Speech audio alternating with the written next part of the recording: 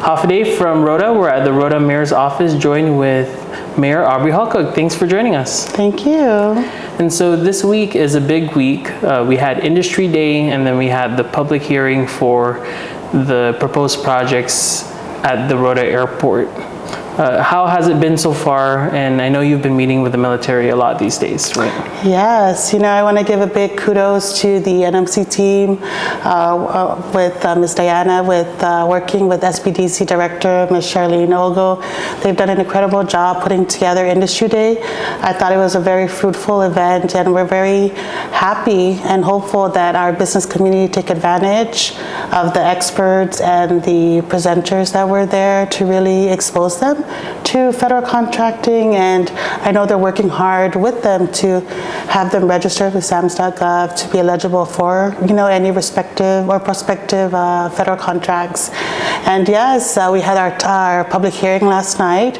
We were joined with Colonel Fandaneta and his team of engineers. They led our public hearing, and I thought it was great. I think it's absolutely important that our people express their fears, express their concerns, ask questions for any change that happens in our home. We all love our beautiful island of Rota. We love the simplicity of our island, but I recognize, and I know with our Rota leadership, even members of our business community, even of our community, recognize that we need to be flexible.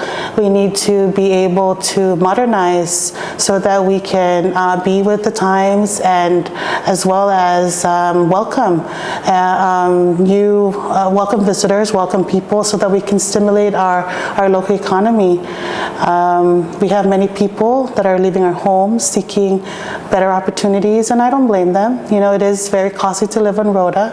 Our people, they subsidize their living, they hunt, they fish, their farm to survive, but we want them to dream. We want them to invest in their dreams, and how can they do that? And part of that is by providing employment opportunities, business opportunities, and having this opportunity with the military could be one of that, one way to address that. With the military looking to lease CPA property, those funds can really be used to help augment and upgrade the airport facility. I've met with over a dozen of investors who love Rota, who see the potential here, to upgrade our facilities, upgrade the abandoned hotels, invest in them. But many times we converse about how can we bring people here, and one way to do that is to upgrade our airport, and hopefully the funds from that, if it's approved by CPA, that can be one source of funding to somewhat augment our airport, and hopefully work with our central leadership or and our Rota leadership to see what we can do to expand and upgrade our ports, our seaport as well. And we've covered extensively the public hearing and the Industry Day. We live streamed both events in full, so you can watch that for yourself if you haven't yet. So I don't want to rehash the conversations there. But bigger picture, you're mayor. What do you see as the military's footprint? Do you want to isolate it to the airport? Are you open to other projects around? As long as you're in leadership, what is your vision? Where are the limitations? Where are the boundaries? Or are you open to everything that they might propose? Can you just educate us on your framework? So I'm open to what we have at the airport now. I think it's very important that we ensure that we maintain the simplicity, the tranquility of our island. And that's what we want ultimately, because we find the comfort and the peace of our home every time our visitors come. They enjoy. We have no traffic areas, our friendly people, and even just visitors feeling safe and comfortable here. In terms of expanding outside, we really need to have a conversation about what it is the military looks for. when this idea first was brought to me, we were sitting at the CBMA executive stakeholders meeting, and we were listening to the military expansion on the island of Saipan and Tinian. And our governor, Arno Palacios, and Lieutenant Governor, they were asking about what can be done on Rota. And so with that, the idea of storage facility, that was what prompted, the start of this conversation into this plan that is before CPA and before the people of Rota.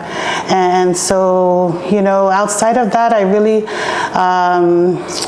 would welcome military as visitors, right? We would love for them to come and look to Rota as a place to relax and spend time with their family, but really not to utilize our home for anything outside of just any military exercise or, just what the storage facilities they have. Because we love, again, the simplicity of what we have here. We want to maintain that and hopefully tap into other industries that can help stimulate. But right now, with everything that we're trying to do, this is just one way that we can look to somewhat stimulate our local economy. And I know for many also learning about these plans, there's a lot of, questions about transparency. You're doing this interview and you're answering my questions, but is there that commitment to continuously keep the public in the loop as these developments mature? Yes, absolutely, which is why we prompted, the military to host, right, or to be present to share that. I was very thankful to Mayor Don, to the Tinian leadership, Congresswoman Kimberly Hines, who shared with our Rota leadership, their experiences, their recommendations, suggestions, and how I went about with Tinian, and to make sure that we avoid, the frustration and relied on their recommendations how to approach this, right? It's a very sensitive thing. Some of our people, they're not so used to change, and especially being exposed to the military can be very scary, can be, frightening, right? And people are concerned about the environmental impact. And there is no other advocate as strong as protecting our environment than I am, with a lot of our initiatives to really promote the growth of sustainable farming, the growth of sustainable living. We're really pushing a lot of our initiatives through that. Our 1,000 fruit tree initiative, our Tatanum, to really promote backyard farming, to get our people to rely and grow the food that they want to eat, and help have our commercial farmers export more. And these are one of the things we're trying to do, to not only grow our exports or to grow our commodities to export, but also to get people back into farming. We have so many land here that we can use, that they can use to farm, whether for themselves or to make money. And this is one way that we can grow our economy here. But yes, I truly believe that we need to protect our environment, but there also should be some room for development. That is the only way for us to grow, for people to come, for investors to come, and so we can provide that opportunity for our people. Like I mentioned, investors, they would love to come and expand their business here, and that opens up doors of opportunities for our people to be employed, for our people to start their own business and support these potential investors and our local businesses here to provide goods and services to the patrons that will be coming to Rota. I know you've mentioned diversifying the economy. I was on that first Micronesian Air Connection Services flight, and one thing you mentioned is the connection to Guam. That's critical moving forward, right? Yes, absolutely, and it's always been our market. We recognize our proximity to Guam, and there are so many people who would love to come and learn from our people, who would love to come and appreciate the cultural practices that we exhibit here, and just appreciate the beauty and the peacefulness that our island has to offer. It's also a great opportunity for our local people to utilize utilize their skills, their knowledge, whether to serve as practitioners, to start recreational businesses. This is a great thing that we can do on our end to welcome visitors.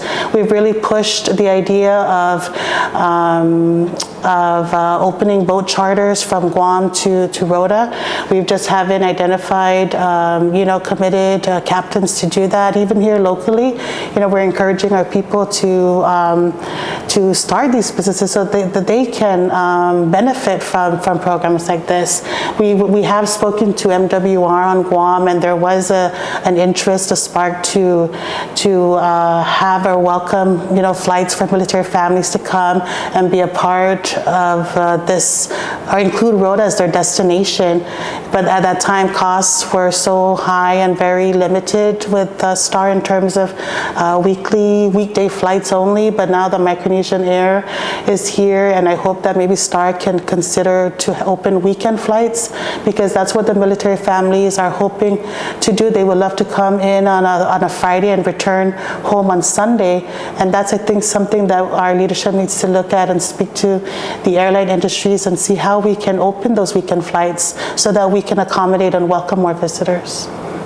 And so all of that is part of your approach to tourism. I know that, if visitors aren't going to Saipan, what does that mean for Rota, right? Mm-hmm. The situations is exacerbated here, right? Yes. And so I know there's a lot of infrastructure projects taking place. I guess when the tourists come, eventually it'll be ready, right? Is that the idea? Yes, that's been the idea. We've worked very hard to apply for many grants. We've been very thankful and very appreciative of our governor and lieutenant governor, their help. OGM, Office of Grants Management, Mr. Dwayne Maritita, myself, even my chief of staff, we've been working hard, writing grants and just seeking support and funding any way that we can get. We've been working hard with our CIP, Ms. Liz and her team, with OGM, Mr. Epi and his team, with our CDBG, Ms. Jeannie and her amazing team with NMHC, with our Public Assistance Office, Mr. Patrick. We're still waiting for our FEMA extension request for a lot of our projects to launch, but we're still focusing on other projects that we can do in terms of replacing them with alternative projects, because some of them already have been addressed. And even with Mr. Ghani, with Secretary Yumo, they've been of great assistance providing technical support for a lot of our local projects that the delegation has provided. And I really want to highlight our Rota leadership, right? The cohesiveness that we're able to move forward and work together, the support that they give me to be able to push through. It's great. And this is the type of leaders or the type of group that we need to help expedite and get things moving, So I'm very, very grateful for all the support that we're given. I do also want to thank my mayors, Mayor Aldon, Mayor Aubry, and Mayor Val for their never-ending support. We are always limited with our funds, but when we call them, they're always there to assist with our liaison office, with vehicle assistance when our team or our students travel to Saipan. So we're very, very thankful and appreciative for the support that they provide to our people of Rota. And what other projects are in the works right now? So we have quite a few with the NMHC. We're very, very excited to have our multi-stage being constructed in San Paulo 3. We are also very thankful to our former Congressman Kilili, who provided some funding for the farmers market. And so we've used that to combine our efforts to construct or build in our San Paulo 3, which I hope that I like to name Gilita Park in the future. And so that's going to be used as a place where we can host community events, cultural events, educational events. That's going to be one. It was awarded to UEI, so I know they're working on getting the permits, and that's a much needed facility. We also have with our CIP, we're trying to push with our multi-stage that's going to be out at the Chamorro Village, alongside with our expansion here at our office to really augment a lot of the work that we're doing for our community. community. We really want to continue our reputation of maintaining and beautifying our island and just working together with our community. And I humbly ask our people of Rota to please, do our part. This is our island. Let's maintain the cleanliness and properly dispose of our trash. And so we really work as a team, and I give credit to my staff. They're the ones who move mountains. They're the ones out in the hot sun, doing the work. And, I could not be more proud of a team, to work with. So I'm very happy with my staff. And one thing we were talking about was also concerns around the deer population here. Yes. They're a nuisance now, and, Yes. and you have a suggestion on how to solve that. Well, we have been talking with our DLNR secretary. We've talked to Mr. Henry Fendel to see how we can, possibly extend the season or expand, open more seasons. And I know Secretary Gisomar has been very open to that and just seeing how we can properly get to that. A lot of our farmers have expressed their frustration, regarding the deer and the damage they provide to their crops. It's very costly for them to damage, the investment, especially because it takes a while for our fruits, our vegetables, our root crops to grow, and for them to have them damaged by our deer, it really is disheartening.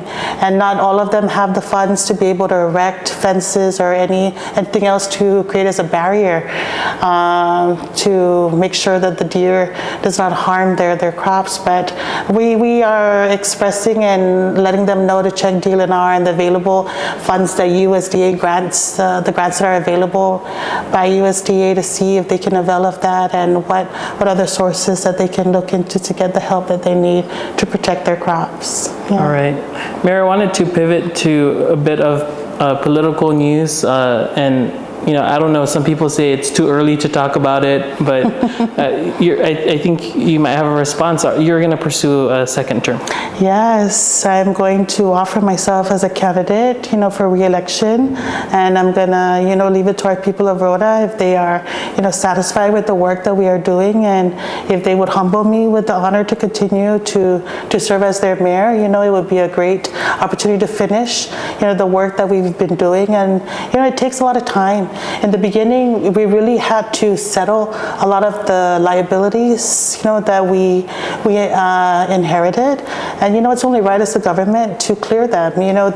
These services were already provided to our government, to our people, and we just had to do the right thing and clear. And so it took us about a little over a year to address that and clear that, and we would not have been able to do that with the support of the governor. Secretary of Finance and her team were able to just really help us with my RDs here in my cabinet. And so with that, we took the time to really focus on the grants and really seeing what can we apply for, and then even recycle our project proposals, to see which funding it could fit. And so we've been very, very happy that we've received some great news and been awarded some of these funds. And what our people are going to be seeing is the launch of these projects. If you start driving around, you already see that there's been projects completed, projects that are launching, and projects that are still going through the NEPA phase. But we are going to work hard for our people, and that's something I would love to continue if given the honor by our people. All right, thanks, Mayor. That's all the questions I had. I wanted to just open it up. Anything else you want the community to know? No, I just want to continue to ask our people to be patient, and continue to love and support one another as best we can. And please, our doors are always open. If there's any ideas or inquiries or questions, our office is open.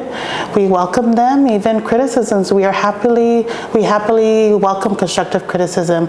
We don't know everything, and sometimes we don't see what our people see, and we appreciate, to be shared. We have our doors available, our phone lines available, and please feel free to contact us. If you want to just come visit, we welcome that too.